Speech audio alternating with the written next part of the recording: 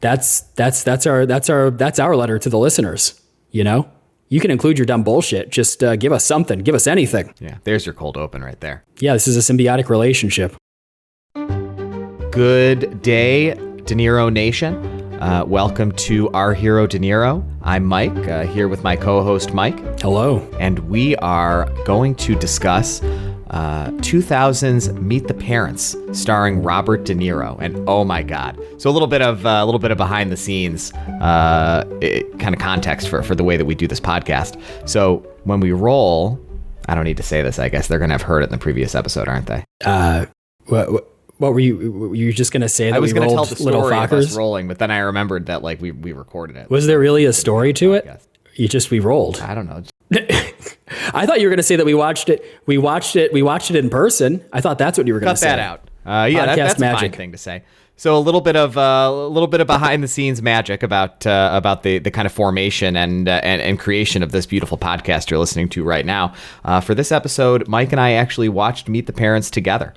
We watched it on his 74-year-old LG plasma TV that he has in the brightest living room in America. It's only the brightest room I've ever been in my life. It's only slightly younger than Meet the Parents.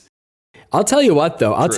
Plasma is a great technology. The only issue with it is that it is, two issues with it. It's a bad combo. It's incredibly dim at this point in its life, and it is also a very reflective, like, glass panel. And yes, my living room doesn't have any blinds or shades of any sort. So if you're watching a film at night, it's a wonderful experience still, but it's a little rougher at 4 p.m. on a Friday. Yep. So we watched this at 4 p.m. on a Friday in Mike's bright ass apartment last week. The way it was meant to be seen. Yeah, I've got to give credit to Mike. Of course, right at the beginning of this discussion, I forgot to bring my iPad. And really I wasn't about to take notes on my phone. So I'm actually using Mike's notes for the film. And I'm going to send you my notes for one of the movies because I think it's really nice. A peek behind the curtain. Oh, that's exciting. Process. Yeah. Your notes they're very factual. Uh-huh. They're just like descriptions of what happened, and they're bulleted and sub-bulleted. And we actually have, even in some cases, a third layer of sub-bullets, depending on the level of detail that we're going into. That's how I think. I think in terms of bulleted lists. Yeah, so do I, but it's not how I take notes. Really? I just write. Like sentences? Taking notes, I just write sentences, yeah. Oh, that's fluff. You don't think? I don't know what to tell you. Oh. I think that the process of figuring out how to organize my thoughts into succinct sentence fragment bullets is like something that takes thought. Just typing. I mean, I don't know. I type really fast. I just type the words that pop into my head. Yeah. I don't know. Interesting. Yeah. Hey, De Niro Nation, sound off in the email, ourherodeniro@gmail.com, and let us know, how do you take notes? Do you write full sentences like you have all the time in the fucking world, or do you just type bulleted lists? Because time is money. Yeah, it's definitely faster for me to type them the way I type them than it would be to type bulleted lists. Interesting. I love that we've been friends since like 2011. I'm still learning new things about you. You know, little quirks. Beautiful to know someone. Yeah. It's really Plumb incredible. the depths. I'm going to send you some of my notes after we're done recording here. Great. So loyal listeners would have listened to the episode from 2 weeks ago, which was about Godsend, beautiful film. And you will recall our rolling and my elation when we rolled Little Fockers. And I will say, the intensity of my response was because I forgot about our policy to watch the first movie. It's like the one roll we have. I was so excited to watch like just such a terrible movie. I'm sure it's really bad. It's going to be so fun to watch. But I was almost as excited to watch Meet the Parents. How did you feel about Meet the Parents as we kind of ramped up for this? Well, we talked about this during the roll. You were much more gung ho about like watching this and its quality than I was. I haven't seen it. It came out in 2000. I haven't seen it since probably high school in the late aughts, mid to late aughts. And so, you know, my memories of it were lukewarm, kind of positive, but I barely remembered it. And I think there's always, it's tough, you know, when you have those nostalgic feelings for a film, revisiting it way later. Yep. There are some where I never want to revisit some films because I just think there's no way it actually holds up. Why spoil the memory? you know, but this was, you know, it was fine. How did you feel about it? I liked this movie. I thought it was fine. I have some questions. I have some notes. Oh, great. Yeah, my notes. But yeah, I mean my editorial notes. Oh, okay. You know, about the film that we'll discuss at the end. But overall, I mean, yeah, this is a good movie, right? It's funny. I laughed. I don't remember how many times, but like at least 12 to 18 times over the course of the movie, like good real laughs. I was not counting, but I will say it was nice to have that experience of watching a comedy with you. Yep. You know, it makes it easier to laugh. There were definitely times I laughed where I kind of knew I was like, if I was watching this by myself, I probably wouldn't be laughing out loud. But, you know, it's kind of an audacious film, and there are a lot of opportunities for big laughs. And to our earlier discussion, I mean, who knows if I would have laughed even once at Dirty Grandpa if I hadn't been watching with Caroline. Yeah, if you'd been watching with us, you may have laughed a few dozen times. I know. I need to like it. I should have invited Caroline to hang out like a day or two after you watched it with her and been like, listen, come on over. We're gonna hang out. We're gonna watch a movie. Right. I'm not gonna say which one. Watch Dirty Grandpa. Yeah. Give me your keys first. You just watched it? What a coincidence! I'm recording a podcast episode about it this weekend. You might have heard of it. It's called Our Hero De Niro. You're one of the 4 listeners. Yep. I think we have like almost 10 listeners actually. Oh, that's fantastic. Good for us. Yeah. I'm pretty excited about it. Yeah, it feels good. De Niro Nation grows. Hey, you know, make sure to rate us in your podcast app of choice. Spread the word, you know, recruit more people into De Niro Nation. We need more citizens. I so agree. Yeah, I just want to say before you start the recap that I want to add a little additional context here. I was surprised when reading the Wikipedia page for the film that this film, Meet the Parents, is actually a remake of a film from 1992. Also called Meet the Parents. I had no idea that this was a remake, and I thought it was so bizarre that it was a remake of a film that came out less than a decade prior. Have you ever heard of this original Meet the Parents before this? No. No. Weird, right? I never had. Yep. Yeah, so I looked into it. It's like a 72-minute indie comedy. Beautiful. Directed and written by this guy, Greg Gliena, and throughout this recap, I might just pepper in some of the differences between that original version and this version. I will say this is obviously a much longer film, and so they do a lot to expand the plot and structurally, you know, this feels like a traditional studio, big budget kind of comedy, whereas the original Meet the Parents, it really feels like more of a long comedy sketch, like a series of vignettes. And so it was interesting. I watched it. It's on YouTube. You can find it. And I'd give it a lukewarm recommendation. It's like an interesting curio. It's kind of funny, but it was interesting watching that in the morning, and then at 4 p.m. later that day watching the Ben Stiller, Robert De Niro remake, and just thinking about which one I preferred and why. But we'll talk more about that as you go through the recap. Was Ben Stiller in the first one? No, the Greg Gliena, he starred in it as well. Oh, he plays. Yeah, and it's a much more like it feels like everyone involved is like Midwestern. I think it takes place like outside of Chicago, and the guy who plays Robert De Niro's character is just like some portly Midwestern character actor. It's a very different vibe. Is the main character's name Gaylord Fokker? No, it is not. They never get into that. Sorry. Yeah. Yep. That's like the big twist of the climax of the movie. If you've never seen Meet the Parents. Spoiler alert. Yeah, I mean, so I'd never heard of it before you told me about it the other day, and that you'd watched it, and I would have watched it, but you told me that I didn't have to, so I didn't. Yeah, so I don't think any context about the original is going to be shared by Mike in this discussion. A lot of credit to Mike for this discussion because his notes are pretty good. I hope it's good. They're really helping me to kind of prime myself because I actually remember all my thoughts really well, especially in the context of this relatively detailed plot summary. So I'm pretty excited to get into it. Me too. Let's do it. All right, let's do it. So it starts and we see the DreamWorks logo. This is a DreamWorks film. DreamWorks of Shrek fame. It was the kind of other big thing they had going on right around now, which is is pretty exciting to think about. Wish Robert De Niro was in Shrek, so we had an excuse. Could you imagine? That. Imagine Robert De Niro as Donkey. Imagine Robert De Niro as Shrek, like doing the accent. We need that. We need to use like some AI audio model to like deep fake that performance. So the song plays, the intro song, and it's a Randy Newman song. I was really excited. All the music is by Randy Newman. Kind of feels like I'm watching Toy Story. It is whimsical. Interspersed, yes, it is very whimsical. And interspersed kind of throughout this opening are different shots and photographs of Ben Stiller's girlfriend, whose name I can't remember. Pam. A little further down in the little further down in the summary here. Played by Terry Polo. Sure. So the film starts, and Ben Stiller's there. He is at the hospital, obviously at work. He's wearing scrubs, and he's planning to propose to his girlfriend, whom we're able to infer as viewers as the woman whom we saw in the opening. And he's in a geriatric ward, and he's kind of just pretending to propose to this elderly man laying in a hospital bed. And at the end, the patient says, doc, I think it's great, or something like that. And Ben Stiller corrects him in a way that is shot and edited to make it very clear that this is supposed to be a comedic beat. He corrects the patient and tells him that he's a nurse.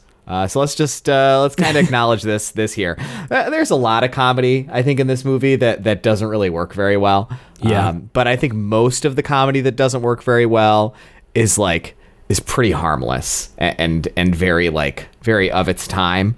Like the name Gaylord Fokker, I guess, is ostensibly offensive, but it's just so stupid that I feel like it almost rounds the bend and isn't actually offensive anymore. It's so dumb. But the running joke of this film is that there is something effeminate or non-masculine or shameful about a man being a nurse, either being in a profession that's about giving care or practicing medicine in a station below physician, which is obviously seen as the most manly, most masculine position to have in the medical field. And there's 50 jokes about it, and none of them are funny. And I feel like it's aged just incredibly poorly. I feel like this was offensive even 25 years ago. There were male nurses. It's very stupid joke. Well, they harp on this so much that after we watched the movie, we looked it up. And so in 2000, when this film came out, 1 out of every 20 nurses was a man. And now the gender gap is closing, but it's still only 1 out of every 9 nurses is a man.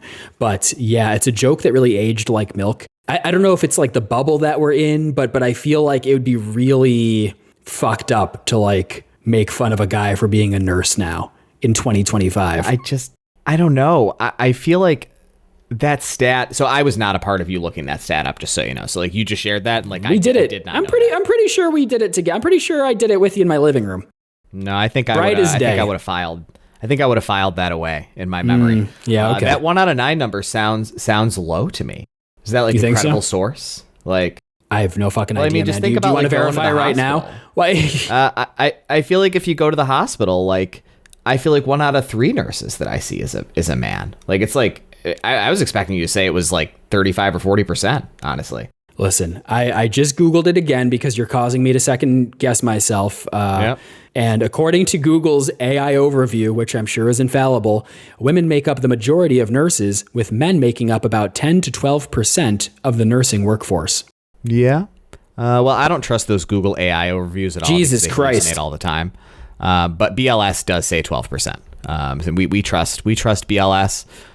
We stan good American administrative data. We're not going to have it for more than another year or two. We're not. It was nice while it lasted. Accurate data. Yeah, we're not going to get accurate data from the U.S. federal government. Who needs it?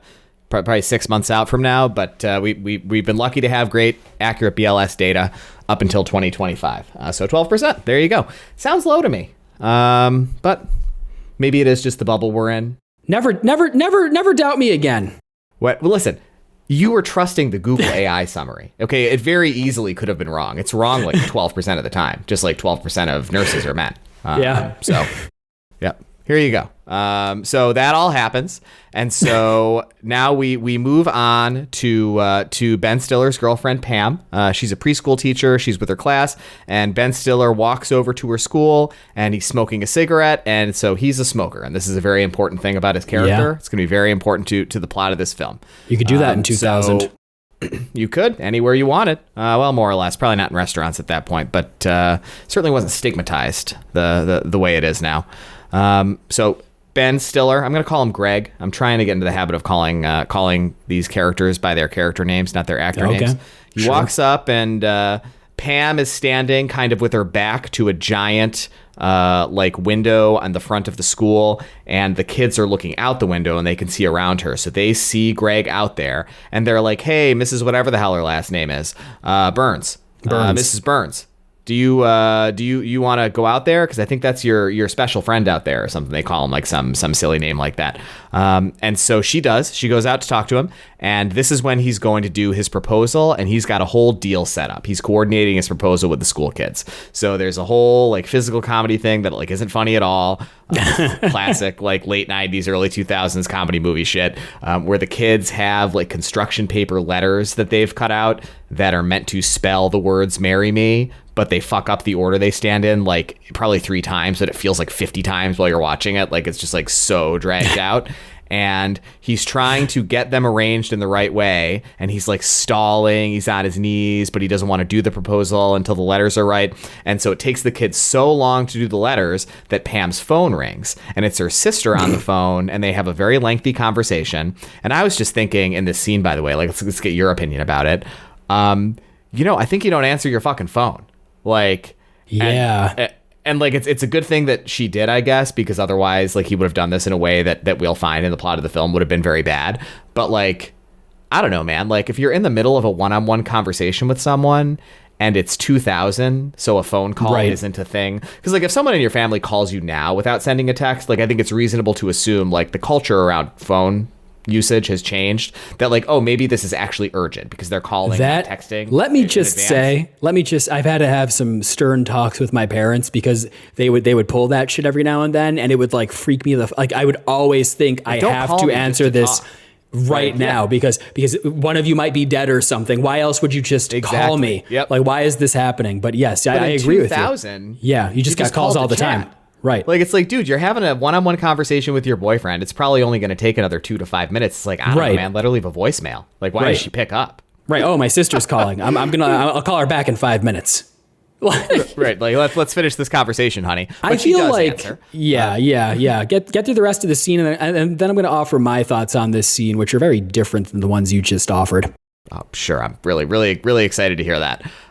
So the conversation is long, and Ben Stiller's on the ground and he's getting uncomfortable, and he waves the kids off because he kind of hear the way the conversation's going. And essentially it becomes clear in the conversation that Pam's sister has gotten engaged to Dr. Bob. Dr. Bob for the whole movie. And I can't remember if he can infer it from the conversation he hears or if it's something she shares with him, but there are details that she shares about the way the proposal and engagement has happened, about the way Dr. Bob requested permission from her dad, the titular parent, Mr. Burns, that it just basically gives Ben Stiller cold feet, and he decides not to go forward with the proposal. And so this is the inciting event for essentially the thrust of the entire film. So what's your take on this? Yeah, well, follow me here. I'm going to take you on a journey. My thought was, in thinking about this, you're right, because there's this whole elaborate proposal where the kids are standing in this giant, like the facade. They're in Chicago, downtown Chicago. They're in this city school, and the facade is like all window. It's like all glass, which I'm thinking about it now. And, do you think that's unusual? Like, is this just a contrivance for the visual gag, like the setup for the film? Or are there actually city schools like this where there's just a huge like window in which you can like look in and out? Do you think that's like a thing? I really don't know. I mean, I guess I didn't really think about it. I feel like now there would be concerns about violence or like, creepers peeping the little kids. Well, that's exactly, because I'm thinking about it now and I'm thinking, wait a second, that would be like, it's like when you go to a fancy restaurant and they have the lobster tank. It would be like that, but for pedophiles. I mean, so I was thinking about this a little bit on the Disney cruise, right? Right. Listeners, should be aware that I took a Disney cruise with my family like 3 weeks ago. I think first cruise I've ever been on, first Disney cruise, had a great time. But, I was thinking like, do they background check these people to see if they're registered sex offenders? Like, I don't mean like the crew on the ship. I just mean like to go on a Disney cruise, because I'm like looking around at like all of these just like adults who appear to be like here because they're like Disney adults or whatever, just like without families or without They love kids. that shit. And it's just like, yeah, I mean, like if you liked looking at little kids, like it would be a good trip to take, you know? And so I think that the reflection that makes me have, and your question makes me have, is like, I don't know, you can't like build society around. Yeah, you're right. Pedophiles. You know, it's like we have to protect kids, but like, you know, giving kids a positive experience where they're like in the world and like interacting with people and like the universe around them, it inherently like puts them in sight of you know, pedophiles. And I don't really know what you do about that other than just like keep an eye on your kids. Like, I don't know. It's tough, but it is weird walking around the Disney cruise ship and seeing all those Disney adults there and just being like, how many of them are here because they love Mickey, and how many of them are here because they love looking at like 6-year-old boys? Well, right. That's exactly it. Like if you're a single adult on a Disney cruise, I think it's very important that you're there for the right reason, which is that you have an unhealthy obsession with Disney films, and not the wrong reason, which is that you have an unhealthy obsession with children. Yes, I have to agree. Yep. That's another bold stance taken by the Our Hero De Niro podcast. Pedophilia is not a choice, but going on a Disney cruise as a pedophile is a choice. You should just not put yourself in. You should just not put yourself in that situation. So anyway, we're 5 minutes into this film. Yep, we're 5 minutes into the film. So they go to travel. The next scene, it's like 2 weeks later or whatever, whenever the wedding was supposed to be 2 or 3 weeks, can't remember. They're going through airport security, and Greg checks his bag. It's got the engagement ring in it. And so they get on their flight, and they make it to LaGuardia, which is the airport in New York that they're flying into, and the bag is missing. So they drive over to the house. Ben Stiller doesn't have his bag. He doesn't have any of his clothes. He does have his gift for Pam's dad, though, and it's a rare flower. And I don't know if it's like just implied or if it's said explicitly at some point, like this scene or otherwise, but we understand that Pam's dad is a retired, like, rare plant dealer. So this is supposed to be a very thoughtful gift that Greg has gotten for him. It's a very special, very rare, very valuable flower. So like whatever, that's all happening. And so they drive to the house. It's a big kind of like log cabin / colonial style house, I guess. Looks like it's on a good sized plot of land in the woods. And we have our first Robert De Niro sighting. And would you like to say that I'd love to say he it. appears? Yeah. 8 minutes and 34 seconds, De Niro Nation. We are going to see a lot of Robert De Niro. Oh, thank God for that. Nice. Hell yeah. It's a great performance. So Ben Stiller goes, I think, to pull out a cigarette as the parents are about to come out, and Pam tells him that he can't smoke because her dad views it as a weakness. And also that her dad doesn't know they're living together, even though he'd understood, either because she'd implied it or said it explicitly to him as a lie, that he did know they were living together. It's a really... Greg gets a lot of shit dropped on him in these like fucking 15 seconds before the parents come out. Like, that's a really interesting thing to wait to tell your partner. Like you wait until you're walking up to your parents' doorstep. Why don't you say it during the drive from like LaGuardia Airport? Hey, FYI, like some important facts to just commit to memory over the next like hour or so. I really do think like I can just imagine if you had lied to your partner about things about your parents or about things that they knew or didn't know about your relationship. For me, I'm an anxious person, and I know you are too. I'd be thinking about that shit all the fucking time. Like every time I talk to my parents. But I would especially be thinking about it when I was about to take my partner to be at my parents for the first time. And much like these notes, I would have a bulleted list of like all the things that I needed to make sure we were on the level for. Absolutely. So that none of my lies got exposed. Yeah. But like she like handles this as poorly as a person possibly could. Yeah. I'll have a lot of discussions throughout this summary about like how much blame Greg bears for what happens to him, but like she really doesn't set him up for success in this whole situation he's going to experience. So they meet the parents. The parents' names are Jack, played by Robert De Niro, and Dina, played by some actress. What's her name? Who is that? Blythe Danner. Blythe Danner. Sure, never heard of her in my life. So they go inside, and this is the moment where we find out that Greg's last name is Fokker. I actually like this scene kind of. I can't remember which character it is who asks. I think it might be Jack. Asks him like, "Hey, you have a kind of an unusually spelled last name. How do you pronounce it?" And you expect he's going to say something like, some like lengthy Fouquet, like 3 or to 5 something. Syllable name that's like really difficult to pronounce, like something of like a foreign ethnicity that's not familiar to us. But no, it's just Fokker. It's just a pun. Yeah. I think that's kind of fun. It's a fun way to reveal it. So we go in the house. We meet the cat. The cat's name is Jinxie. It was Pam's cat before she moved out, but it's been really taken in emotionally by Jack, and Jack is like a cat freak, which is very funny. Yeah, it's a good trait.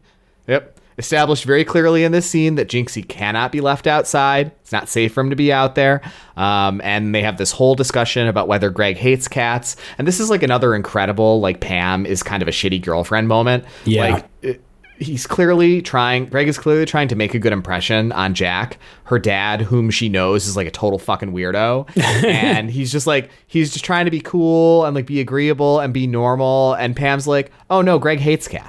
And it's like, why would you make one of the first things your parents know about this person you want them to like that he hates something that you love? Like, it just like doesn't make a lot of sense as like emotion management on her part. Well, and it's another one of those things where it's like you are flying into New York, you're renting a car, you're driving somewhere upstate to this house in the country, and you don't think to mention to I was going to say Ben Stiller, to Greg, like, hey, one of my dad's primary personality traits is his obsession with my childhood cat. Oh, I know I never mentioned this cat to you before now, but like, I think it's really important you know all of this up front. Like, I know you're not a big fan of cats. Just try to like the cat. Like, just be cool with it. Like, De Niro is so into Jinxie cat. It's like one of his defining traits. It's so weird that she's it's like one of the 3 or 4 most important things about him. Like, so weird. Right, but we're setting up the dominoes to fall later. That's comedy. Oh, yeah, we sure are, and that's just going to be so much fun.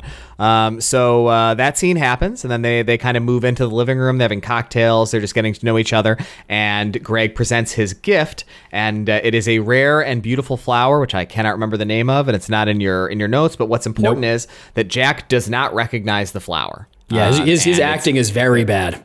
Yes. De Niro acts bad acting well. He's good at that. Yes. So he is not convincing that he knows about flowers, but just doesn't know about this one.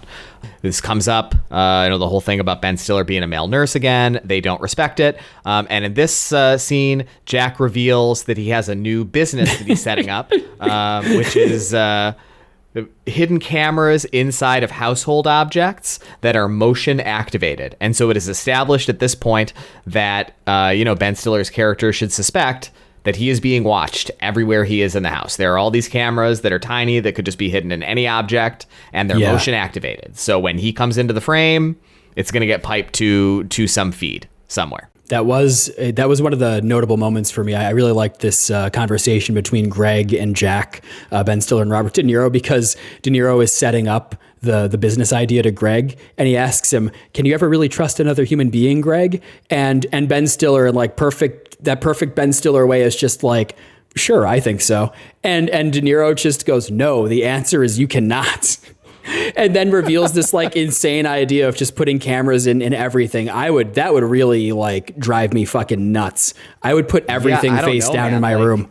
I don't know what I'd really do. Honestly. I would put everything face down. I would turn everything over. I don't know. I think that if I was staying at someone's house, it's tough to imagine what kind of headspace I would be in if it was like my first time meeting my partner's parents. But like, I think I might say something, honestly. Yeah. I think I might really explicitly be like, any of these cameras in the room that I'm going to be sleeping in? Like, yeah, right. Hey, are you a weird pervert? It's like fucking freak shit. Like, right. I think I'd have to say something. I think it's kind of weird not to, honestly. Robert De Niro gets a phone call, and it's clear that there's something sensitive about it. He tries to take it clandestinely, and he walks into the kitchen to take the call, and it somehow gleans, based on something the person said on the phone call, that he needs to meet up with this person. And so he pours out an entire bottle of like it's like 90% full of like grocery store Tom Collins mix into the sink, and then he goes out into the living room, and this is his ploy. He says to Dina, like, "Oh, we're out of Tom Collins mix. I'm gonna go down to the convenience store to grab some." And we had a really exciting moment here in the the cinema in Mike's bright ass living room. Where Mike turned to me and he said, "What the hell is a Bob Collins?" And I was just like, Tom Collins. I mean, you've heard of Tom Collins. How does your mind not just fill that in? Like, even if you misheard it, where you're like, oh, it must have been Tom Collins, a drink I've heard of. And then afterwards, Mike goes like, oh, it's incredible being able to see it happen in real time. Like I for whatever reason, I thought they were saying Bob Collins, and I just had no idea what kind of drink that was. It's really good shit. So they all go out together. Well, it's just I don't know. I said they all. Yep, just Greg and Jack go out together on the errand, and they're in Jack's Lincoln, and they have a very awkward conversation. Jack asks Greg why he doesn't like cats, and Greg kind of equivocates a little bit. He's like, oh, I don't really dislike them, like etc. Blah blah blah. More of a dog person. And then Robert De Niro says that he thinks that dogs are like a stupid person's pet because it's easy to get their affection, whereas cats leave you wanting, and they're a little more withholding with their affection. And they have a conversation about Puff the Magic Dragon by Peter, Paul, and Mary, and Robert De Niro starts the song playing, and Ben Stiller like tries to share. He's just trying to be kind of cute. Some trivia, because I think this is is this true? I should have looked this up. I have no fucking idea. Or is this true that Puff the Magic Dragon is actually about smoking the ganj? Well, whatever. It doesn't matter. The point is that is a very popular thing that people think, whether it's true or an urban legend or not, whatever. And Greg shares this as though it's common knowledge that Jack would know about. And Jack is like, this conversation is very awkward. Like, Ben Stiller's like, hard to believe it's not really about a boy and his dragon. And Jack's like, what? And they go around about this like 2 or 3 more times. And finally, Greg is forced to tell him that what he's saying is that the song is actually about smoking the ganj. And Jack doesn't like that at all. And he's like, are you a pothead, Greg? And Greg's really, very defensive about this. Yeah, it's very awkward. And that is the conversation. I think this is a very funny thing, kind of like of its time too. It's just like, I feel like in the modern day, we think of cannabis usage as like relatively harmless. And I think you could talk to probably almost anyone in the world and like reference a song from the 60s by a folk group as having been about smoking cannabis. And I think that person, even if they didn't approve of the act, would be like, yeah, it could be. Like, I don't think like anybody would have like this strong a response to something like this anymore. But I think it probably in 2000, a buttoned up like military cop type like Jack Burns maybe would have. Like, very, very funny reaction of its time. Yeah, let me just say I did look it up, and apparently the song is supposedly not about drug use. So there you go. All right. It actually is about a dragon, boy and his dragon. That was like my favorite song when I was a little kid. I think my favorite like little kid song. It's a friggin' banger, man. So they get to the convenience store, and Greg goes to buy some Nicorette gum because he's having a Nick fit because he's a smoker and he can't smoke right now. And as he walks outside, he sees Jack meeting a kind of strange-looking, very tall man in a trench coat in the parking lot, and they exchange some item. And just as Jack is about to turn away from the exchange and notice that Greg can see him, Greg grabs a magazine off of a magazine stand and just like opens it up to a random page without looking at what he's looking at. And Jack walks over and he's like, hey, what are you doing out here? Did you been waiting long? And Greg's like, oh, no, I'm just reading a magazine. And he looks down at the page that he's got the magazine open to, and it's a full page advertisement for a breast pump. It is a 2-page spread. Yep. Very funny thing for him to be looking at. And Jack is, I think, understandably kind of curious why he was reading an ad for a human breast pump. And Greg's response to this is that he grew up on a farm and milked animals, and so he's got some passion for breast pumps, which is pretty fucking weird. I think I would just be like, yeah, I just like, I don't know, it must have blown, like the page must have blown. This isn't what I was reading. Just thumbing through it. just something. Like, I think it's a very easy response to this. So now we're in the next scene, and the family is sitting down for dinner. Jack asks Greg to say grace, but he is Jewish, and he does a very awkward prayer. And if I'd taken notes, I would have written down what it was. Do you know what it was? That's great. It was from something. Why? What? I don't know. Why would I know that? It was. It's not in my notes. It's not in my notes that you're reading. I'm pulling it up. It is from. Well, whatever. It doesn't say on the thing. We'll put it in the show notes. No, we won't. Point is, we fucking won't. He quotes a movie essentially. Like he quotes essentially like it's like a passage from a book or a passage from a movie or something, but he does it like kind of badly, and it's this like very bad version of like a prayer of grace, like you'd say at a meal, that's like more deferent to pop culture than it is to traditional Christianity, which I think is supposed to be like just a reference to, Jewish secularness, I guess, and just not praying. It's just meant to make him seem, I think, othered from the Christian types in this movie. Right. That's one of the big contrasts in the film is between Greg, who is this Jewish man, versus Pam's family is very like waspy, kind of like old money Christian types, and so that's one of the sources of comedy, one of the rich comedy veins that they tap into. Can you believe this Jewish guy being around these Christians? Oh, I know, it's so funny. The hijinks. Yeah, I love contrasts. Contrasts are the funniest thing to me. So the prayer ends, and it's really awkward, and there is an ornamental, like very richly decorated vase on the mantle of a fireplace in the dining room, and Greg comments on it in a way that's like a little bit crass. And Pam is like, oh, no, like don't, because it's offensive, because it turns out that it's an urn holding Jack's mother's cremains. You've noted here in a sub-bullet, this has a connection to the original Meet the Parents. Do you want to share what that is? Yeah, I thought this was interesting in watching the original. So in the original, there's an urn, but it's like in some weird little like closet. It's very dark, and it's the same sort of setup where you know it will inevitably happen, and it's just as horrific. But it's a little less comical because, well, we'll talk about what happens later on in this version, but it's a little heightened compared to the original. Sure. There's no. Yeah, I mean, it's not much longer. So yeah, there's no Jinxie cat in the original either. Well, that's interesting. I feel like Jinxie is such an important character in this story. Yeah, it's a big add to the remake. Yeah, I wouldn't mind if at the end of this you just gave like a 60 to 120 second summary of the things that are different between the movies. I think that would be fun for probably won't do that, but yeah. I mean, it sounds like it would be very easy for you to do. I don't think it would be. Why do you think it would be? I'm trying to remember them as we go through the. You just identified one. The recap, right? Because it came up like at the point in the story. Just asking me to recall all the differences. They're talking about Jack's mother, and I think that Dina brings up like, "Oh, Jack, you've been writing poetry lately, and it's really good. You should read some of it." And Jack is like very modest. This too is a funny scene. Let's just say like here, Robert De Niro is very funny in this movie. Like he's definitely the funniest thing about it. He's really good. I really want to say, I want to say a couple things here. One, his face acting is incredible. Yes. It really made the movie for me.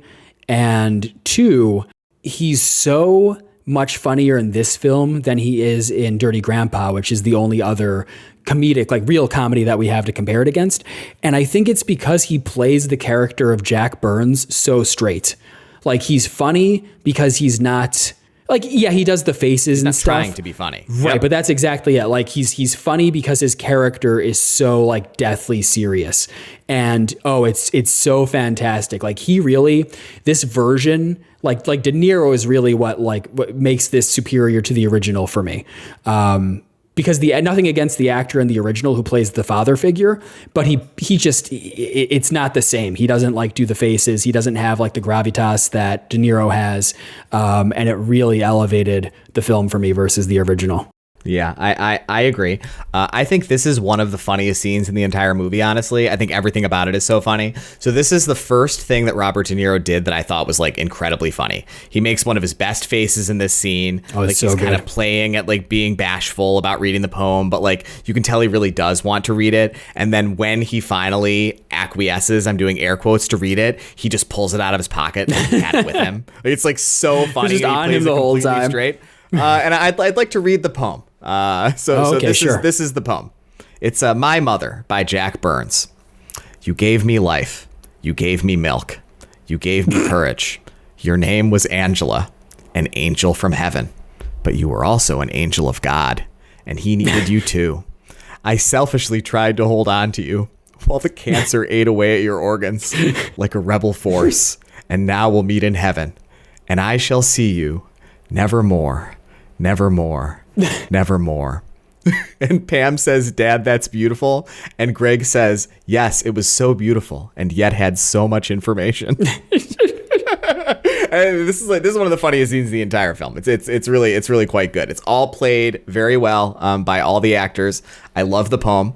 So that happens, and it's very awkward because the poem is incredibly weird. And I think people are a little uncomfortable after having heard it. And the farm thing comes up now, the lie that Greg told about why he was looking at the breast pump ad. And Jack asks him about his experiences having milked animals, and Greg makes up an elaborate lie about having milked a cat. Is this when I got nipples, can you milk me happens, or is that later? It's not in your notes, but I would have written it down if I. It's now. I had no idea you could milk a cat. Oh yeah, you can milk anything with nipples. I have nipples, Greg. Could you milk me? It's really good. It's a great great quote. So Greg has bought a nice bottle of champagne. It was the most expensive bottle they had at the convenience store they went to. I think it was like $13 or something. Yeah. And as he is popping the bottle of champagne, he finds out for the first time, because Pam is the weirdest fucking person in the universe, that she used to be engaged to Owen Wilson. And so he's just a little bit off kilter from this information, and he doesn't open the champagne bottle quite right, and the cork pops in an extravagant fashion and hits the urn. The urn falls over, it breaks, the ashes are all over the ground, and Jinxie walks over and takes a piss on the ashes because they're like, that's really good. Everybody's very upset. So in the next scene, Greg and Pam are up in her childhood bedroom, and they're having a heart-to-heart. And Jack and Dina come by to say goodnight to them, and Jack says they're not upset about what happened with the urn of ashes. They should just move past it. But under his house, it's his rules, and Greg's not going to be sleeping in Pam's room with him or with her. He's going to be sleeping down in the den. And he very aggressively kind of corners him as he's walking away, and he's like, you're not going to have sexual intercourse with my daughter while you're in my house. So then Greg is down in the den. He's kind of getting ready to go to bed, and he goes into the bathroom to do his before bed business, and he finds Jinxie sitting on the toilet going to the bathroom. We go to Jack and Dina in bed. They are talking about the experience with this first date with Greg, and Greg tries leaning on the wall to listen at a heat register to hear the conversation they're having upstairs. And as he leans on the wall opens and reveals that it's a secret door to a kind of hidden like office / equipment room back there. And it's like filled with a lot of spy equipment, radios, and a polygraph machine, and a lot of pictures. And there's a picture of De Niro walking in the Rose Garden, kind of adjacent to the West Wing, with President Clinton in the 90s, and a picture of him in the Middle East with some Middle Eastern folks, presumably like doing some operation over there. And the polygraph is there, and it's featured prominently in a shot. And there's a note about an operation with some cryptic shit written on it that I can't remember on the table there. And just as Greg is looking at all this stuff, Jack walks in, and he convinces Greg to take a polygraph test. We don't see a lot of stuff about the polygraph test. We just see the first few questions. It seems like they had a whole test.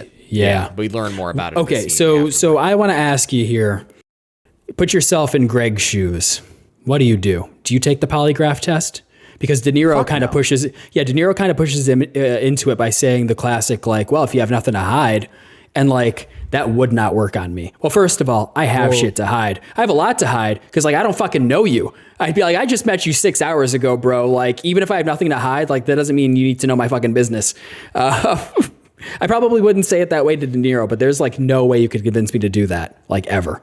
I think this would play a little bit differently in the modern era because we have access to the internet. And I think that polygraph as a technology is like fairly famously unreliable. Like it like doesn't work. And I feel like back in 2000, I don't know, what would you really say, right? But like, I think that if that happened to me in 2025, I would be like, fuck no. And I'm going to pull my phone out and I'm going to Google polygraph reliability. And like, here's why I'm not going to do it. Cause like, I'm in a very stressful situation. I'm at my partner's parents' house for the first time. And like, you're a weirdo and you're making me uncomfortable. And like, you are not going to get a reliable result on this polygraph because my baseline vitals right now are like not normal. I'm very uncomfortable in this situation. But like, I don't know. It also seems like, you know, like I think Greg like is a moron, and I think he's like kind of a weak person. So a lot of the things that happen to him, I think in this film, are a factor of his weakness. He's just very passive, and so Jack is able to steamroll him in like every interaction they have until he grows a little bit of a spine in the last like 11 minutes of the film. So I think it would be a little bit of a character contradiction if he pushed back. He just, you know, I don't know if I agree with your assessment of the Greg character, but I think we'll get more into that later. He does lose me later on in the film, but I think your point of view on him is more negative than mine is. Yeah, well, we'll talk about that. I'm not a Greg fan. I find him as a protagonist whom we're supposed to relate to. He's supposed to be like the audience avatar. I find him odd.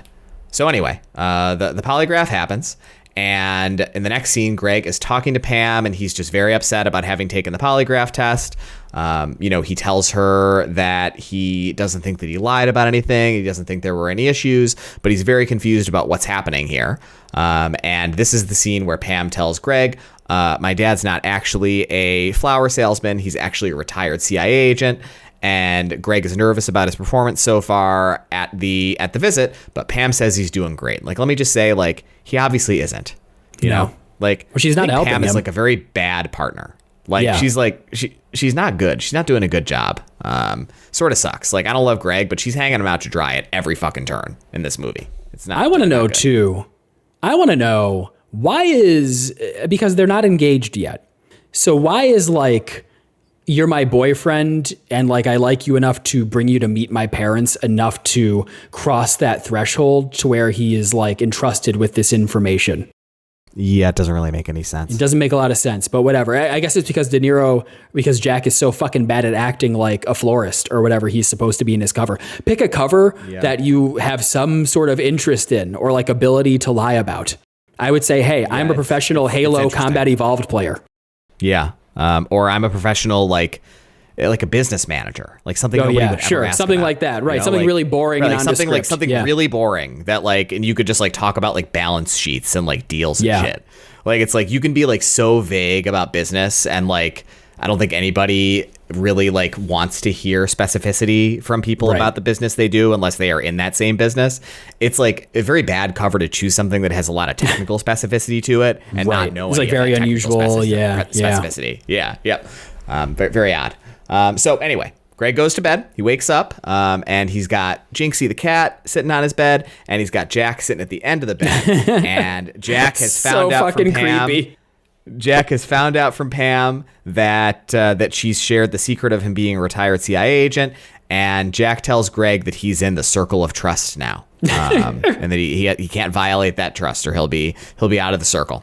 So Jack goes, I guess up, right? I mean, this den's got to be in the basement, doesn't it? Yeah, I think it's a basement den because he's standing up to try. Let me just say, by the way, too, I didn't think about this during the movie, but like that might be it for me. That might be the point where I would have to get a room at my local Radisson Inn or whatever the fuck, like Courtyard Marriott, because to have someone walk in on me when I'm asleep and just be silently waiting for me to like naturally wake up. I'd be so fucking freaked out. And like, also, what if I woke up with morning wood? I can't handle that shit. I would just like put my jeans on and be like, listen, I'm going to be at the Motel 6 up the street. I cannot handle these fucking people. I'm not going to propose to you anymore. Yeah, I'll be at the Radisson. They do a continental breakfast. It's fantastic. Well, there's going to be a whole continental breakfast situation going on here. So Greg goes upstairs and there's a whole big family breakfast going on and everyone is dressed. Like Greg comes up, he's in like his PJs. It's fucking crazy. Jack's PJs because he doesn't have any of his clothes. And all these people are here. And so it's Pam, her sister, whose name I can't remember, Jack and Dina are there, and Dr. Bob is there, Dr. and Bob. Dr. Bob's parents are there. Yeah. So it's like 7 people are Big like breakfast, they're like big all family there, breakfast. eating a big family breakfast. And this is another like contrasting Christianity and Judaism moment. So they're eating like this big breakfast spread, like what you would traditionally, I think, identify as like a diverse American breakfast. And Greg is just eating a bagel. Very, very, very Jewish. You know what though, and I think maybe this is why I am not as hard on Greg as you are. I see myself in Greg. I'm not a breakfast guy. I would grab the bagel and be like, listen, I'm good. I really just need that and like a cup of coffee, and I don't need all this bullshit. Also, can we just say Greg is not happy with Pam for not waking him up early for this big breakfast? I was going to say it. Yeah. Oh, sorry. I didn't want to get ahead of you. It's just like, I want to talk about it because it's so fucking nutso. Yeah, it's crazy. All these people are nuts. And so to this point, like Greg is understandably upset with Pam for not waking him up. And it's like, there's kind of 2 reasons to feel that way, right? So like, number 1 is, don't you fucking want me to be there? Right. Like, we're like on this trip together. Like, don't you want me to be there? But like, also, like, lady, you are a part of this family. So you understand the dynamics and the motivations and the opinions that these people have.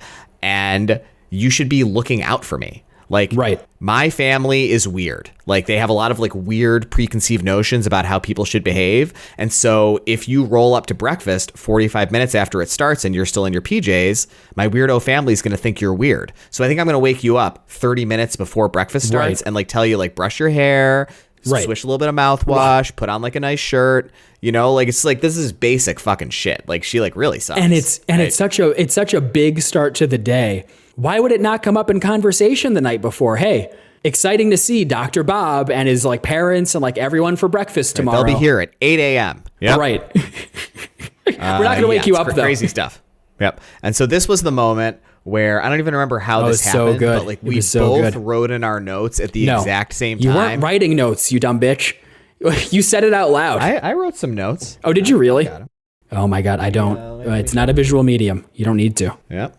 I wrote some notes. He's going to. The point is, I was writing notes, and we both wrote in our notes at the same time that this is like a family of pod people. They're so bizarre. The entire conversation they're having is so weird.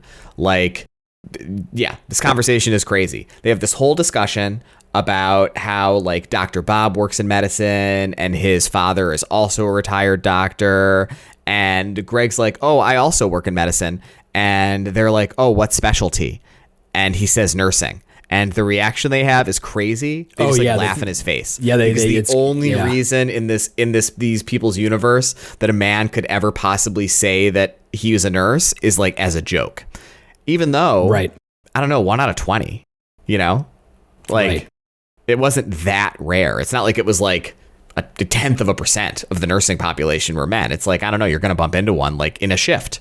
If you were working a shift in the hospital, you'd probably bump into one male nurse. Right. It's like, you're a very doctor. Weird. Like, yeah, you've never seen a male nurse before. You just bump into male nurses all the time. Like, you're just openly contemptuous of some of these people who like work with you in this setting. That's fucking crazy. Life or death. Yeah, really. It really sucks. So yeah, that whole conversation happens, and that's really. That's, I feel like, kind of like when you really get like there is something very wrong with these people. Like they are not normal. Yeah. And Greg gets a recommendation from someone in the family. I can't remember if it was Jack or Pam. Doesn't really matter. It does not matter. That he go to see Pam's brother, Danny, to borrow some clothes. And so he gets some clothes. And in this scene, it is revealed that Danny is a stoner. Very funny stuff. Oh, yeah. So they go to the tux fitting for the wedding. And I don't think it was a bong. I think it was a bowl. You've written it was a bong in your. It was a bowl. It was a bowl. Okay. Yeah. Take your own goddamn notes next time. Couldn't fit a bong in a pocket.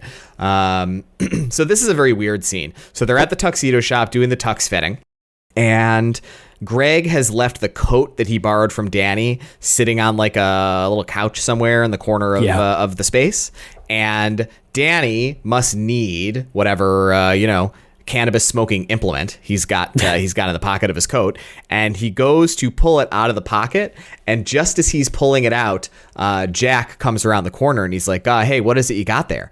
And Danny's like, oh, I don't know. What is this, Dad? Like, he like tries playing dumb and hands it to him. And Jack sniffs it. There's another great Robert De Niro scene because he makes like the funniest face while he's doing it. Really good he face. Sniffs it and he's like, I think this is a pipe for smoking marijuana. And like, just none of this makes any sense. No. Like, Danny's like, it oh, totally was it falls Greg's apart jacket? here. And it's like, okay, like here's some fucking questions then. One, isn't that your jacket, Danny? Right. Two, if it's Greg's jacket and it was just something that was in Greg's jacket, what were you doing with your hand in Greg's jacket pocket, finding something that was in it? Like, that's a little strange. Like, but like Jack just like buys this completely. And like, I think that maybe as viewers, our interpretation is supposed to be like, oh, he loves his son and he's got a blind spot for him. He doesn't want to see that he's like the kind of person of whom he disapproves. But like, I think that's a character contradiction. Jack doesn't seem like somebody who has those kinds of like compartments in the ways he sees the world. He seems like somebody who like has a very clear like code of right and wrong, and like would notice if one of his kids was doing something that he saw as malfeasance, and he would like try to correct it. Like, it seems like that's the way he would exert his will on the world, not by like willfully ignoring this evidence that he saw. So Jack confronts Greg about it in the fitting room. Whatever. And we're on to Owen Wilson. That's great. So we go over Love to him. Owen Wilson's house. He's great in this movie. His character's name is Kevin. He has a huge house, and as soon as Greg walks in, he just sees that this place is just decked out with pictures of Kevin and Pam together. It's so funny. And they're having a conversation when he first comes in, and they're in the kitchen talking, and Kevin is talking all about investments. Like, I think we're supposed to understand that he's like a day trader or something, right? Like, it doesn't seem like he's like a professional finance guy. It seems like he's just like rich and day trades with that money that he has. And he's talking about like all the money that he has and all the kind of deals he's making and the trades he's doing with his day trading. And he asks Greg how his portfolio is. And Greg says, I'd say strong, very strong. It's a pretty funny response. And in the scene, it is also revealed that Kevin is just he's a very handy person. He likes to do crafts, and he's very into woodworking, and he's carved by hand. I think he says it took like 70 hours or something. Yeah. This incredibly ornate, what's this kind of thing called? It's like a gazebo, but it only has enough room for two people to stand in it. There's a word for it. I don't know. I just said altar, I think. Yeah, it's not an altar. Well, whatever. It's like a gazebo. You know, it's like a covered place where you could stand, but it really just has room for two people to stand in it, and that's what it is. But the thing is huge. It's like probably 8 feet tall. Like it's pretty circular. I would say like maybe it's 3.5 to 4.5 feet in diameter. It's quite large, and he's carved the entire thing by hand. It's really ornate. The next scene is they're all in the pool swimming. It's a very opulent, very luxurious indoor pool, and they are playing pool volleyball. Greg has had to borrow a Speedo from Kevin. That's just the swimsuit he gave him because Greg doesn't have a swimsuit because, again, he doesn't have his bag. Right. And this is another moment where it's like, it's played as like funny that Greg's wearing a Speedo, but like it's Ben Stiller in 1999 and he's like a 10. He looks so hot. It's like this like isn't funny at all. It's just like a guy with like a really good body like wearing a revealing swimsuit. Like I don't know if I'd call Ben Stiller a 10, but he's very fit. He's in great shape in this film, and I get that it's like a compromise. Yeah, if you're into that, sure. Yeah, I mean, listen, he's very fit. I'm not here to rate Ben Stiller's body in the year 2000. Just surprised you went straight to a 10. Yeah, I mean, I'm a man of extremes.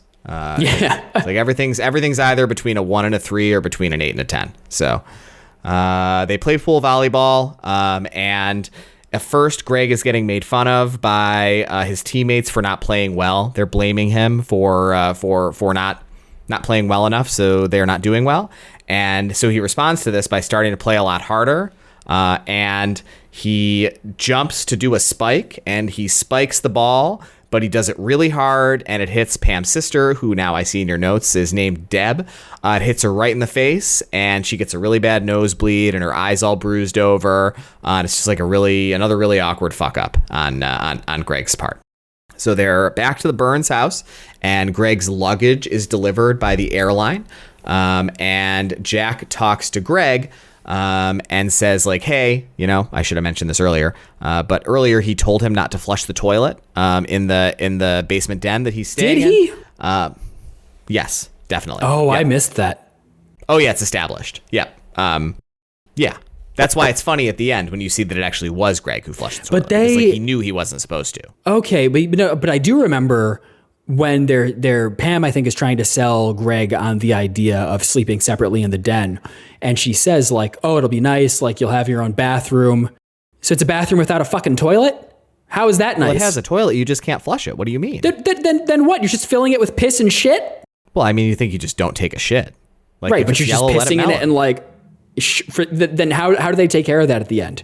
There's probably a way to flush the toilet. Like, I don't know a lot about toilets, but like toilets are very simple, right? Like it's just like a reservoir of water that slowly fills, and through gravity, it draws the water down and cleans out the bowl and fills it back up. And like, I don't know anything about toilets, but I think like if you have a toilet that has this kind of problem, there's something you can do. Like you can like scoop water like out of like the tank. Yeah, you know what they do. Jack's plan was actually he was going to siphon it out of the toilet like he was stealing gasoline. He just put it into a bucket and then throw it out in the backyard afterwards. That's how you do it. He wasn't supposed to flush the toilet. I don't even remember when he was told that, but I know that he was. Okay. And so Jack comes up to Greg and he's like, hey, I think I told you not to flush the toilet. Did you flush it? And Greg's like, oh, no, definitely not. And so it turns out this house is on a septic system, and there's something about the way the toilet's flushing has affected things that has caused the septic tank to overflow. And, if folks don't know what happens when a septic tank overflows, it's underground, it kind of leaches up through the ground and creates this swamp of shit and piss. And so the wedding is supposed to take place in the backyard, and the backyard is now a swamp of shit and piss from the septic system having overflowed. So the wedding has to be moved out of the yard.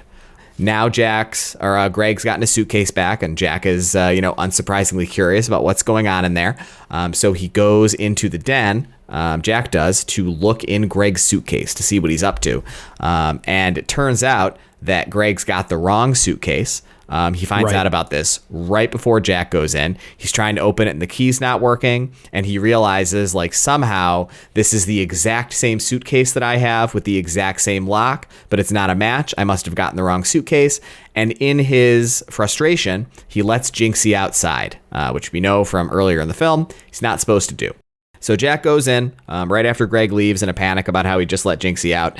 And he picks the lock and opens up the suitcase, and it's filled with a bunch of sex stuff, a bunch of whips and chains, like dominatrix items. And Jack is really upset, and now he's like, oh, what's this guy lying about? Like, what's going on here? And so earlier in the breakfast scene, I forgot to mention this as well, they have a whole discussion about whether nurses are dumb and doctors are smart and men are only nurses because they're not smart enough to become doctors. And Pam argues with Dr. Bob and his dad in the scene and says, because Greg has asserted that he just felt drawn to nursing, that's the reason why he did it, that Greg actually is smart enough to be a doctor because he aced the MCAT, which is, for folks who don't know, it's the admissions exam that you take to get into medical school. It's like the GRE to get into regular grad school, the SATs and the ACTs to get into college. All these academic tracks have preparatory tests you take to get into them. So now Jack calls somebody he knows to dig a little bit more into Greg's history, and is informed by this person whom he speaks with that Greg never actually took the MCAT. There's no there's no record of him having the plot thickens. So Greg's out. He's looking for Jinxie, and he climbs up onto the roof to try to catch the cat. Meanwhile, Jack approaches Pam, tells her that he knows that Greg lied to her about having taken the MCAT. She denies it. And De Niro goes to make a phone call, and he's speaking Chinese on the phone. So this is like... You know what? I think it was actually Thai. I think my notes were wrong. Yeah, that is Thai. That's right. Well, you're going to have to cut this out in post. So Greg is up on the roof, and he hears De Niro speaking Thai on the phone. And this is the moment I think, like, I don't like Greg, but this is the moment where I think he truly becomes like almost unrelatably stupid. So he's up on the roof. So one, he's on the roof. He's outside. Everybody else is outside too. And he's feeling stressed out about Jinxie. He's been, going to town on that Nicorette gum for the entire movie. And he decides he's going to light one up.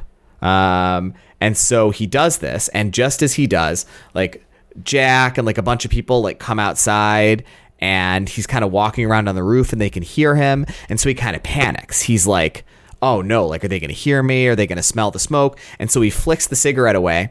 And the cigarette goes into a gutter that's filled with dry leaves, and it starts a fire.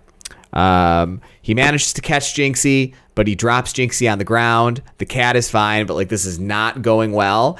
And the gutter that was on fire, it like kind of it falls and slightly disconnects from the house, and in so doing, it hits an electric wire that's connecting the kind of main junction box to the house, and the wire falls down, and it starts a gigantic electrical fire in the yard. And a casualty of this fire is the 70-hour like altar gazebo little mini thing that Kevin built. So that's the next dumb thing that Greg has done. He's burned their house and destroyed the beautiful gift that Kevin made for the family. You have anything you want to say about this? Yeah, this is the moment where the character of Greg did start to lose me. It's just a series of events that seems so boneheaded. I give him credit earlier in the film. Like, I'm trying to put myself in his shoes. And I think for a while, I think he is very empathetic. He's just some Jewish guy from Chicago who's just trying to impress this lady's parents, and he like doesn't know at first like where the line, because he tries to make some dumb jokes. They don't really play well. It's kind of awkward, but like I think a lot of the cringe in the beginning is pretty normal, like stuff that I could absolutely see myself doing. Like, oh, okay, this is not like the crowd for my comedy or whatever, or this weirdo wants to fucking polygraph me. Sure, but like this is where it becomes so buffoonish, where it's like dude is just starting, like he's like committing arson and shit because he like can't go another 10 seconds without a cigarette. Like it's just, yeah, it's a little much at that point. He does start to lose some sympathy for me. It's a fair point. So this kind of incites the the final primary dramatic thrust of the film. So now Jinx is gone. So he's been dropped on the ground. He's totally disappeared. Everybody is in a panic that they can't find Jinx. And so Greg offers to go look for him, and he finds a cat in a shelter who's the same kind of cat, same coloration, same general size as Jinx, except for he doesn't have a gray, like accented tail at the end. And so Greg returns with the fake cat, and he spray painted the tail to look like to look like Jinx's right tail. Like this is so fucking stupid. Yep. And he did it to buy himself time, but it's established earlier in the film that De Niro's character has trained Jinx so like super well, like above and beyond what you would normally train a pet. Like he can use the toilet, he responds to all sorts of commands, and it's like, how long did you think this would work? Yeah. Right. Like it would last like 5 seconds. De Niro would be like, oh, here, come over here, Jinxie cat. And like the cat would just sit and stare. Right. Just like take a shit right there on the floor to be like, this is not my Jinxie cat.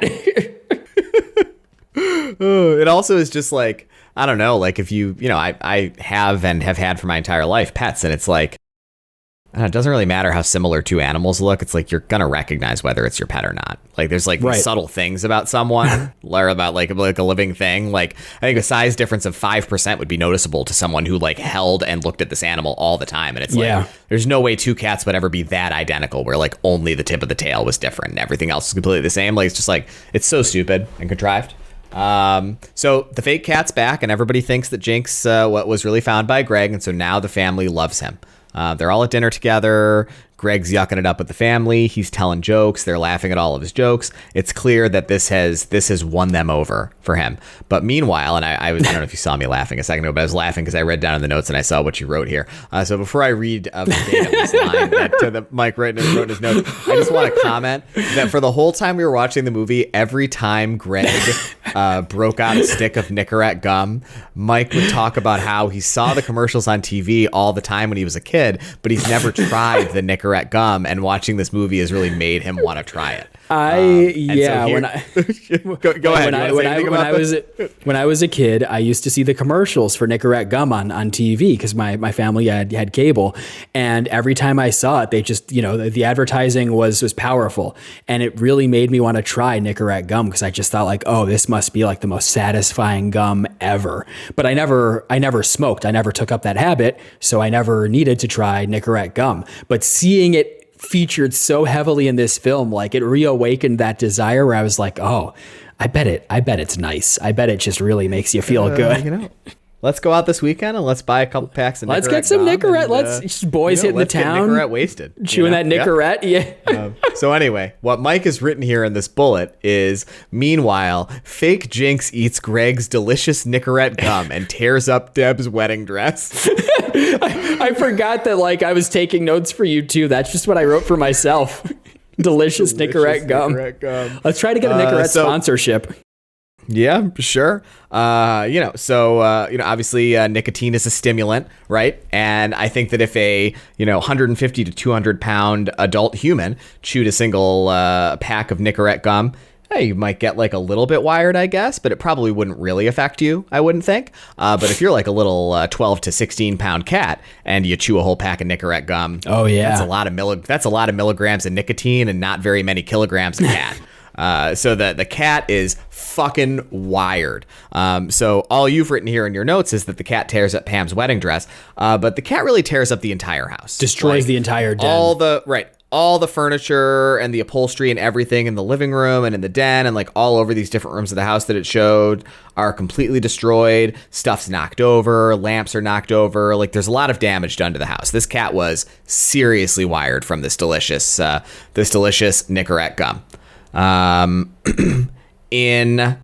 I don't know if this happened at the restaurant or in the house, but apparently this is the moment where Greg confronts Pam about having never told him about Kevin and how it seems like Kevin is still kind of obsessed with her and they're still very weirdly close for ex-fiancés whom her current partner never knew like had a relationship until 36 hours prior to this discussion.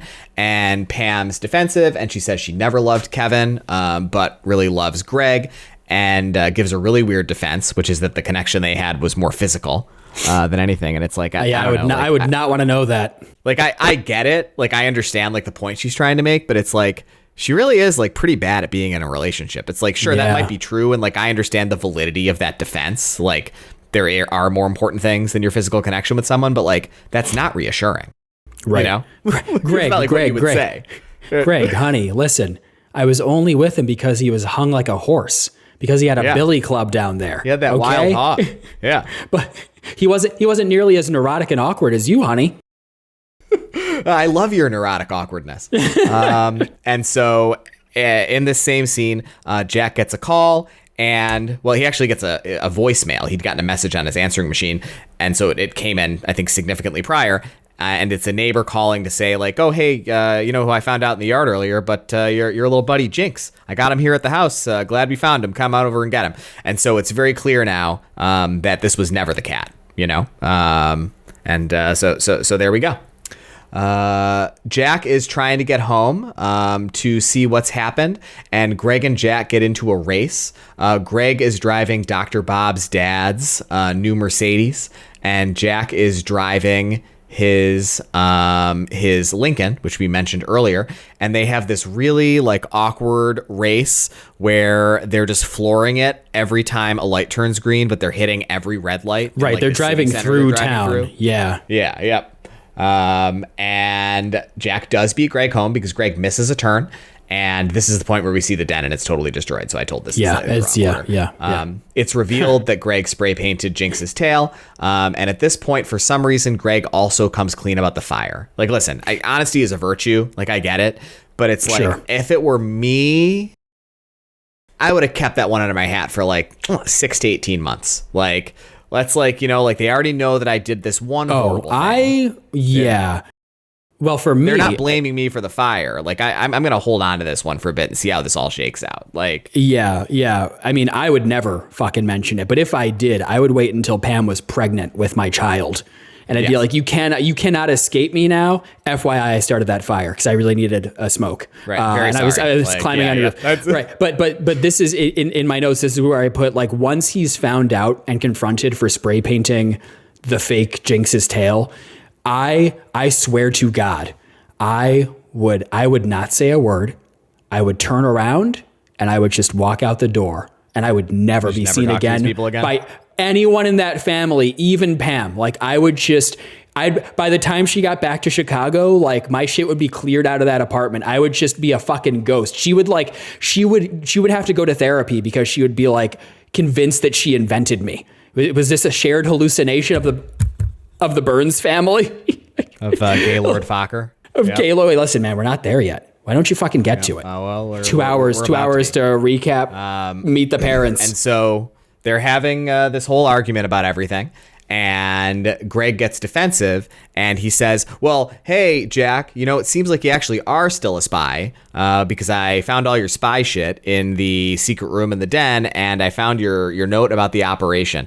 And Jack is like, well, actually, like that operation was just a secret honeymoon that I was planning. And the person I met up with at the convenience store was my travel agent. And the conversation I was having on the phone in Thai was with someone in Thailand because the honeymoon is in Thailand. And not Chinese. You look like a real fucking buffoon, buddy. And so now Greg decides to do the thing that you're saying that you would have done wordlessly as soon as you were called out for the cat spray painting. Oh, yeah. Yep. So he decides to leave, and just as he is leaving, the family comes up behind him, and the airline has found his bag. So a gentleman from the airline shows up with his bag, and this is when the big reveal happens. There's like 12 minutes left in the movie. Like this is when they tell us this joke. His name is Gaylord M. Focker. And so that's the big kind of comedy climax of the film. Is that the main character's name isn't Greg, it's actually Gay Focker. So there you go. So he's got his bag. He's going back to the airport, and Greg is checking in at the airport to leave. He buys a very expensive flight. Like it's like $1,400, $2,000, which is like $3,000 today, I think. Like it's like crazy how much money he spends to go back. It's probably not $3,000. It's probably $2,500, but like still like a ridiculous amount of money. And we're kind of cutting back and forth between Greg and Jack and Dina back at the house. And Jack and Dina have a heartfelt conversation because she really feels like this might be the one. Like Greg might be the one for Pam. And like Jack has really not done a good job of like trying to understand him and trying to show his daughter love in this way. Like he's been mentally appropriate. He's been a fucking freak the entire time. Like it's like, dude, your daughter's like, I don't know how old she's supposed to be. Like 30. What do you think? Like maybe 26, 27, like late 20s, early 30s maybe. And it's like, I don't know. She's an adult. Like it's like she's long out of college. Like I understand like you want to protect your child, but like actually like the mature thing to do as a parent is to like accept that they are going to make decisions and have relationships that maybe aren't the things that you would do in your life. You say that now, but what if years from now your daughter Nora, sweet Nora, comes home with a guy named Gaylord M. Focker? I don't know. I mean, I guess you just have to show me this podcast.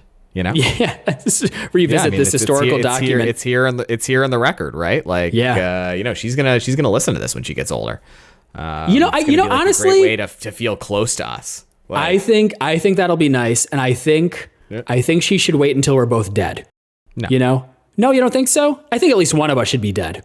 No, you think while we're still alive? Your face indicates that you think that we could still be alive when she does this. You don't want her feedback? Yeah, I guess that would be fun. I guess that would be fun. I don't want to be dead for that at all. Like, what are you talking about? I just think it'd be such a sweet way for her to revisit us, when we're beyond this, shuffled off this mortal coil. But I think your way makes more sense too. Okay, so maybe, when we're all still alive, maybe you're declining or something. I don't know. Listen, we'll talk about it. We'll talk about it more. Another really funny thing, by the way, about your notes that I'm noticing now because I didn't read this far down is that once his name is revealed, now you call him Gaylord in the notes instead of Greg. I did. I switched over from Greg to Gaylord. I'm using his government name. It's pretty good. So Pam comes into this conversation that Jack and Dina are having, and she's called, I don't know, like whatever company administers the MCAT, because they were using Greg Fokker to see if there were any MCAT records. And it turns out that since his name is Gaylord, they just needed to check that name. So she's checked for Gaylord Fokker having taken the MCAT, and it turns out he did, and he scored in the 97th percentile. So he actually did do very well. It's impressive. Can I just say, not nearly the same thing, but in high school, I took the SATs and the ACTs. I scored the 97th percentile for the ACT. I feel like that's pretty good. I never took the ACT. Oh, you didn't? Yep. Oh, I actually only scored in the 85th percentile in the SAT. So I honestly think that helped, because I think colleges will take the better of the two, the higher right? one. Yeah. So I think it was because it was like less math intensive. I like really punched above my weight, and I think that did help. It helped me where I ended up, which was graduating from a state school. Yeah. Hey, you know what? I'm really happy for you. It's all worked out. Yeah, now thanks. Here you are in grad school at 35 years old. That's right, with a smash hit podcast. Yep. So you have almost 10 listeners. Can I just, it was a total digression, by the way, but I was in class this week. And my Tuesday morning class, the professor is a very just, a gentle granola-y kind of social work professor. And she starts every class with like a grounding exercise. And so she had us do a rosebud thorn exercise. You ever do one of those before? Nope. Sounds nice. So it's easy. It's not easy for me in the morning when I'm like just sipping my coffee, but basically you give a rose, a bud, and a thorn. A rose is something positive. A thorn is something negative, and then a bud is something you're looking forward to. And there's only 13 people in my classes in this program, and we're going around and everyone's doing their bullshit. And it's just like, I don't know. I wasn't like fully there mentally yet.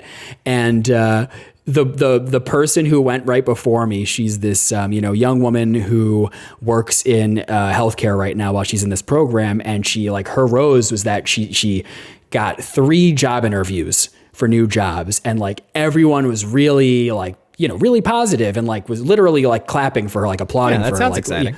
Yeah, it was really great. That's a real one. Like that's like a big deal. Yep. That's a real one. And then we get to me. And I had there was so little that I could think to fucking say to these people. I didn't want to goddamn talk. And I told them, I was like, well, my Robert De Niro rewatch podcast hit 12 episodes. And you know what? To my classmates, to the class's credit, they were positive about it, and I had to nip them in the bud. I cut them off and I said, no one's listening. But it was a very funny moment, like the contrast between that and this like person with a real accomplishment. Oh God. I think this is a real accomplishment. So now Pam tries to call Greg. And meanwhile, Jack is tracking the flight that Greg bought a seat on, and Greg gets on the flight. He doesn't want to check his bag because of the issue he's had before, and I didn't mention this, but I should have. The reason why he checked his bag in the first place is because it was just a little overstuffed, such that it wouldn't fit in the overhead compartment. And so the flight attendant made him gate check the bag when he was on the original flight. So he really doesn't want to check the bag because he's just had a very bad experience, but it still doesn't fit. Like, I don't know, you'd think he would have adjusted the placement of the items in the bag before this happened, but whatever. I think we should finish this fucking recap. Yep, he freaks out and he says a bunch of shit that includes the word bomb, which even before 9/11 you really weren't supposed to say on an airplane. Yeah, it's a no-no. And so he gets dragged off the airplane by gate agents or federal marshals or something. I don't know who it is. Doesn't matter. And he goes into an interrogation room, and he's being interrogated by some official. And the door has a knock, and it's opened by whomever's doing the interrogation. And they're like, oh, like whatever, like they have some kind of quiet conversation. And the person doing the interrogation walks out, and who should walk in but Jack Burns? Yeah. And they have a very just very nice heart-to-heart that's structured like an interrogation. Jack is essentially asking Greg a bunch of questions about how loyal he's going to be to Pam and whether he loves her and like blah, blah, blah, etc. And it ends with a very touching moment between them. And Jack proposes to Greg, and he's like, would you marry my daughter? This is nice. So they go back. Greg proposes to Pam. They attend the wedding of Deb and Dr. Bob, and then it ends with one final joke, which is Jack watching tape recorded of the bathroom with the toilet that wasn't supposed to be flushed, and it is established in this video footage that Greg was the one who flushed the toilet and caused the septic overflow, and that's Meet the Parents. A lot of laughs. Yeah, there were definitely more than in Dirty Grandpa. I think it's time for us to get into our final ratings and discussion about this film. Mike, what would you give Meet the Parents?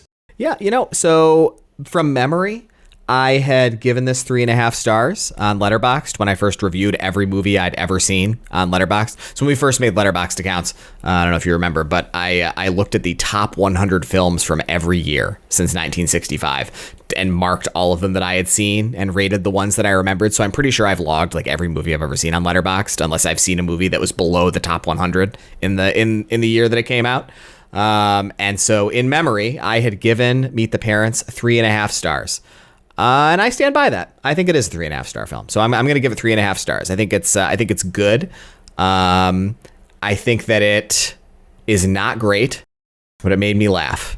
And it's like a flawed good movie. So there you go. That's my take on Meet the Parents. What do you think? Yeah, I did the same thing that Mike did when we made Letterboxd accounts. And I did remember, but I wanted you to tell the audience, the citizens of De Niro Nation, when I rated this film by memory, I gave it 3 stars, which is a very lukewarm, it's above average, but I just didn't remember it very well. And upon rewatching it, I actually bumped my rating up to 3.5 stars. So here we are in unison again. I think it's a solid early aughts comedy, like romantic comedy and cringe comedy. And I like it more than the original. I like it a lot more than the original. The original has some funny moments and it's a decently sharp satire, but even though it's only 72 minutes long, it still feels a little too long. So I think a lot of the changes that they made for this remake were positive. I think I liked Ben Stiller in the role. I really liked seeing the Ben Stiller shtick. De Niro makes this movie. He really elevates it. I think he really does bump up the rating. Without him, this would be a much worse film. But his face acting is 2.5. It honestly, we'll talk more about this later on after we've seen some more films for the podcast. But I was just kind of thinking this might be like one of the best De Niro performances we've seen thus far in the podcast. And it's like, it's just, it's so great that he has this gear, that he's able to pull this off so confidently. And it is like the funniest performance in the film. It works so well. And so, comedian. Yeah. Right, exactly. He just nails it so perfectly. Like he understands the character and the tone that he should hit to make it work, and the film is successful because of it. So yeah, I thought it was good. Not great, but I enjoyed it, and it mostly holds up. So 3.5 stars all around for Meet the Parents. There you go. Yep. I love it. The one other thing that I do want to say about it is, what doesn't work for me is as we've discussed, I don't find Greg relatable as a character. Like, I think that he is very weak, even though he doesn't make overtly bad decisions early in the film. I think he handles the situation very passively, in a way that I think I struggle to relate to a little bit. And then, to your point, starting with the roof scene where he loses the cat and flicks the cigarette and starts the fire, it's like, he's just the architect of his own demise. And it's I guess it's funny, but it makes it hard to relate to him as the character in the movie who we're supposed to relate to. And it's different from Dirty Grandpa, where these people are they're flawed. That's the whole point. I don't think that's the point of Greg's character in Meet the Parents. I think the other characters are all supposed to be flawed, and Greg is supposed to be the one normal person who's making normal decisions. And it's he makes some very not normal decisions in this film. It's a very weirdly written character. Ben Stiller's great though. He turns in a great performance. All right, so we've rated Meet the Parents, but Mike, is there anything that you would recommend, any film you would recommend in addition to Meet the Parents? Honestly, I totally forgot to think of a recommendation, and I'm not going to make one up right now. So. It's incredible how frequently you seem to forget about one of the 4 things we do for this podcast every week. I don't know what to tell you, man. I forgot. Every week for the past 3 months of our life. I could try to make one up. I probably could have done it, but I just have too much respect for our listeners to do that. Yeah. So much respect. You just forget about entire segments of the podcast. That's fine. I have a recommendation. This is a single recommendation a week. I understood the assignment. I took the fucking notes. I'm making recommendations. God damn, if only I could clone myself. Could you imagine if I podcasted with myself? It's like the swirling vortex of it'd be madness. I think it would actually like cause psychotic breaks in people the way that like trying LSD does sometimes. Yeah, my recommendation, I wanted to keep it to Ben Stiller. I wanted to honor the man. And so I am recommending the 2008 film Tropic Thunder. I like Tropic Thunder. It's a good movie. Yeah, I hadn't watched it in a long time. For those who don't know, this is co-written and directed by Ben Stiller, and it stars Stiller, Robert Downey Jr., and Jack Black as three vain Hollywood actors who basically they set out to make a Vietnam War film, but through comedic circumstances end up embroiled in a real conflict with Vietnamese militia, and it's a satire of Hollywood and all that sort of stuff, which normally I don't like so much, but I hadn't watched it in a very long time, and knowing that we had Meet the Parents coming up made me interested in rewatching it. So I checked it out, and it mostly holds up. It was a really good time. They really don't make films like that anymore. It's like a really big budget, like $100 million comedy. And like the cinematography and action is impressive. I thought the script was pretty sharp. Robert Downey, like all the performances are excellent, but Robert Downey Jr., he's in blackface for like almost the entire film, and his performance is so fantastic. And that truly is, like, not to sound like a boomer, but it really is the sort of thing that I think you couldn't get away with these days. Like, audiences, I think, are too stupid now to understand like that satire. Yep. Right, like the Robert Downey Jr. being in blackface, it's not at the expense of black people. It is a joke at this sort of self-obsessed method acting type of person. And I just thought it was a really fun time. Also has Tom Cruise in possibly his best performance ever as Les Grossman. Okay, Flaming Dragon, fuckface. First, take a big step back and literally fuck your own face! It's a lovely film, and our audiences are lucky to have half of the recommendations that we were supposed to give this week. So now it's time to roll, right? That's right. It's my turn to roll this week. Hey everyone, Mike coming at you from the Edit Bay with an update on this week's roll. We conducted the roll like we normally would and landed on New Year's Eve, which made us realize that we should really try to find any De Niro holiday films and reserve those for their respective holidays. So we actually made the decision to re-roll, which we did off mic, and rolled The Score, which is a heist film from 2001 directed by Frank Oz, aka Yoda, and starring Robert De Niro, Edward Norton, Angela Bassett, and Marlon Brando in his final film role. So we've never heard of this film before, but we're both excited for it, and that's what we'll be watching next week. And now back to your regularly scheduled episode. Well, that's it for Our Hero De Niro. As always, want to thank you, our loyal listeners and members of De Niro Nation. Want to remind folks to please email us at ourherodeniro@gmail.com, and want to give a special thanks to Caroline for making our art, and thank you, my co-host Mike, for being here with me to have this discussion. So from your hosts, Mike and Mike, no relation, of course, thanks for joining us today, and we'll see you next week. See you next week, and follow us on Letterboxd. Mike the Fab and Mike back at you. Oh, yes, and follow us on Letterboxd, too. There you go. Goodbye and good night.